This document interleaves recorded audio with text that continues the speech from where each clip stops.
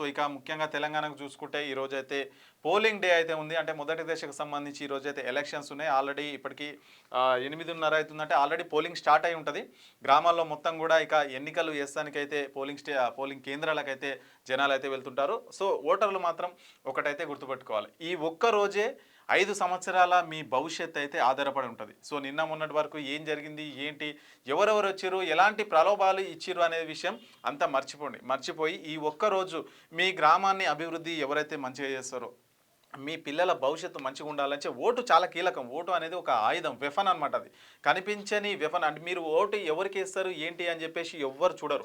మీరు ఎవరికి వేసిర్రు అని చెప్పేసి కూడా ఏ ప్రభుత్వానికి తెలియదు, ఎవరికి తెలియదు. సో మీకు తెర వెనుక అందుకని మీకు ఫరదా కట్టి ఫరదా చాటున మీకు ఓటు హక్కు కల్పించింది ఎందుకు? మీకు నచ్చిన నాయకుడిని, మీకు పనిచేసే నాయకుడిని ఎన్నుకుంటానికి మీకు ఓటు హక్కు కల్పించారు. ఆ ఓటు హక్కును 500కు 1000 రూపాయలకు బీరు బిర్యానీకి అమ్ముకుంటే మన పిల్లల భవిష్యత్తు మొత్తం కూడా శూన్యం అయిపోతుంది. సో అమ్ముకుంటే తింటే తిన్నారు, తాగితే తాగిరు, పైసలు తీసుకుంటే తీసుకుర్రు, కానీ ఓటు మాత్రం మంచోనికి వేయర్రి, చదువుకున్న వ్యక్తికి వేయర్రి. ఇప్పుడు గ్రామంలో సర్పంచ్ అంటే ఇప్పుడు ఒక ఊరికేమన్నా మన సమస్య వస్తే మండల కేంద్రానికి పోవాలి, జిల్లా కేంద్రానికి పోవాలి, సంబంధిత అధికారులతో మాట్లాడి ఆ సమస్యను పరిష్కారం దిశగా తీసుకుపోవాలి. కనీసం ఒక పోలీసు వాళ్ళతోనో, ఒక ఎంఆర్ఓతోనో, ఒక జిల్లా కలెక్టర్లతోనో మాట్లాడి పెన్షన్ కానీ ఇతరత్ర సమస్యలు ఏమన్నా ఉంటే వాటిని తీసుకెళ్లే వ్యక్తికి, అంటే కొద్దిగా చదువుకున్న వాళ్ళకి అవకాశం ఇస్తే వాళ్ళంతా తిరిగి చేస్తూ ఉంటారు. సో ఇలాంటివి చూసుకోవాలి. అంతేగాని మాకు ఈ పైసలు ఇస్తుండు, ఈయన ఎక్కువిస్తుందని చెప్పేసి ఈయన ఓటేయడం, ఆయన ఎక్కువిస్తుందని ఆయన ఓటేయడం, సో ఇట్లాంటివన్నీ కరెక్ట్ కాదు. సో మీ 5 సంవత్సరాల భవిష్యత్తు ఈ ఒక్క రోజు నిర్ణయిస్తుంది. మీరు ఇప్పుడు ఓటు వేస్తే ఈ ఒక్క ఓటు 5 సంవత్సరాల మీ గ్రామ అభివృద్ధి ఈ ఒక్క ఓటు పైన ఆధారపడి ఉంటుంది.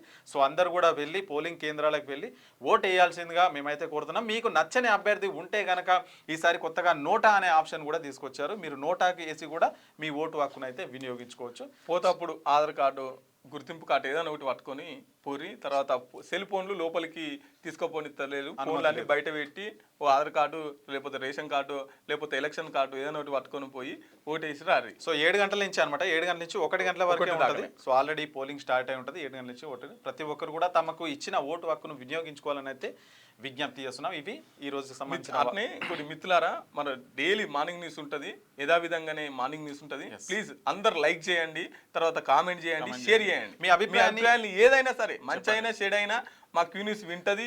దాన్ని మేము ప్రతి ఒక్క కామెంట్ చదువుతాం, అవసరమైతే రిప్లైలు కూడా ఇస్తాం. కాబట్టి ప్రతి ఒక్కరు దీంట్లో పాల్గొనాలి. మీరు సలహాలు కూడా ఇవ్వచ్చు, ఏ విధంగా చేస్తే బాగుంటుంది, ఇంకా ఎట్లా ఏ టాపిక్స్ మాట్లాడాలన్నా కానీ మీరు ఖచ్చితంగా కామెంట్ చేయండి. దాన్ని ఖచ్చితంగా మేము చూస్తాం. మేము ఆ విధంగా అయితే ప్రయత్నం చేస్తాం.